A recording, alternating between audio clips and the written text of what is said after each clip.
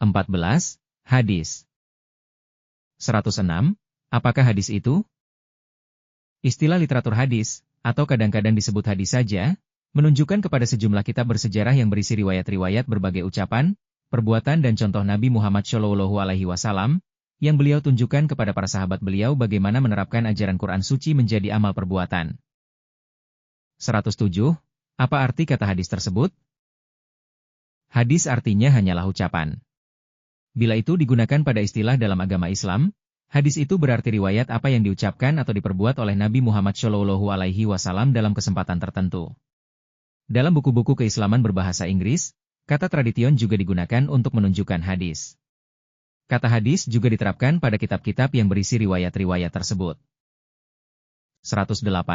Sebutkan beberapa nama kitab hadis. Dua yang paling termasyhur karya hadis adalah Sahih Bukhari dan Sahih Muslim. Masing-masing nama tersebut adalah nama orang yang menghimpunnya, yakni Bukhari dan Muslim. Kata sahih dalam judul tersebut menunjukkan pada kenyataan bahwa para penghimpun kitab tersebut menyaring riwayat-riwayat yang murni tentang Nabi Muhammad dari kisah sejarah yang tidak atau jarang terdapat, sejauh yang mereka bisa, dan termasuk mereka yang hanya bisa dipercaya. Banyak sekali kitab hadis, dengan nama para penghimpunnya, seperti Tirmizi, Abu Daud, dan Musnad Ahmad Ibnu Hanbal. 109. Bagaimana kitab-kitab itu dihimpun?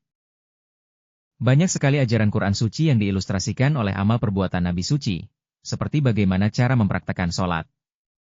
Para sahabat beliau mempelajari dan merekamnya apa yang beliau lakukan. Kemudian dengan contoh mereka diajarkan kepada generasi berikutnya bagaimana cara melakukan amal-amalan tersebut. Terpisah dari sisi praktek seperti itu, sabda Nabi suci dalam berbagai hal dan detailnya apa yang beliau lakukan di dalam berbagai kesempatan, juga diingat oleh mereka yang mendengar dan melihat beliau.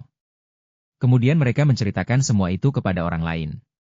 Tapi, tak seperti Quran suci, detailnya semua itu biasanya tak ditulis. Jadi tradisi seperti itu berlalu dari satu generasi ke generasi lainnya dengan contoh perbuatan, seperti halnya sholat tadi, dan dengan ucapan. Kurang lebih 150 tahun kemudian setelah Nabi suci wafat, beberapa ulama memutuskan untuk mencoba dan berusaha menjejaki semua tradisi ini hingga kembali kepada beliau, dengan mengikuti mata rantai orang-orang yang telah meriwayatkan dari zaman Nabi suci hingga zamannya. Dari penelitian besar itu, mereka menghimpun kitab-kitab hadis seperti kita miliki sekarang. 110. Jadi para penghimpun hadis tidak hanya merekam segala sesuatu yang mereka dengar, orang yang membicarakan sabda maupun perbuatan Nabi suci? Tidak, mereka menyelidiki setiap dan masing-masing riwayat sabda maupun perbuatan Nabi suci untuk diketahui apakah nama-nama semua personal itu terlibat dalam menurunkan riwayat itu dari zaman beliau. Mereka juga menyelidiki kehidupan dan akhlak semua orang itu untuk mengetahui apakah mereka itu memang punya kesempatan mendengar dan menurunkan ucapan dari seseorang kepada orang lainnya, dan apakah mereka bisa dipercaya dan baik ingatannya. Bukhari dan Muslim lebih teliti daripada para penghimpun lainnya dalam mengecek perawi tersebut sebelum menerima hadis apakah itu bisa dipercaya. Oleh karena itulah mengapa dua kitab tersebut dikenal sebagai hadis yang lebih bisa diterima. Bukhari menduduki ranking tertinggi dari semua itu. 111. Apa maksud dijilidkannya literatur hadis?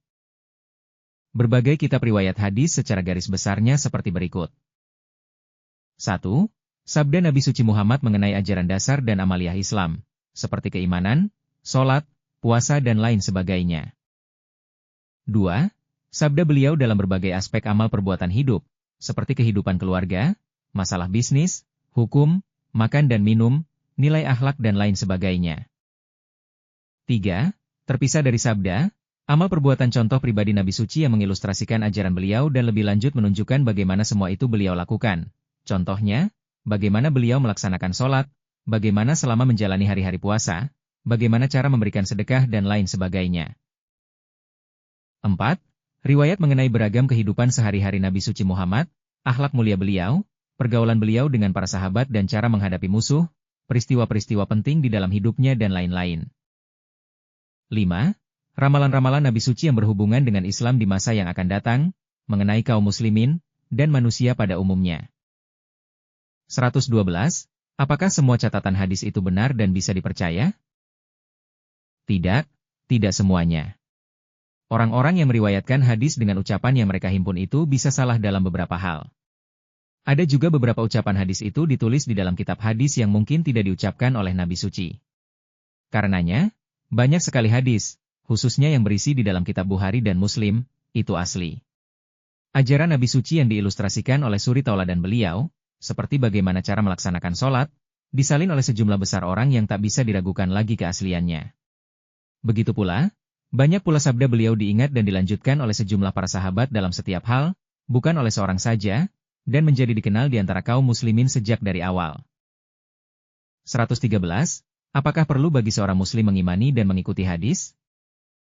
Ya, khususnya bagian yang berhubungan dengan menjalankan agama dan praktek kehidupan. Itu harus selalu diingat. Oleh karena itu, hadis itu berarti penjelasan lebih lanjut dari ajaran Quran suci. Setiap riwayat di dalam kitab hadis yang muncul bertolak belakang dengan Quran suci harus diamati secara cermat untuk melihat apakah itu memberikan arti yang tidak bertolak belakang dengan kitab suci tersebut atau tidak. Dan jika bertolak belakang, maka harus ditolak.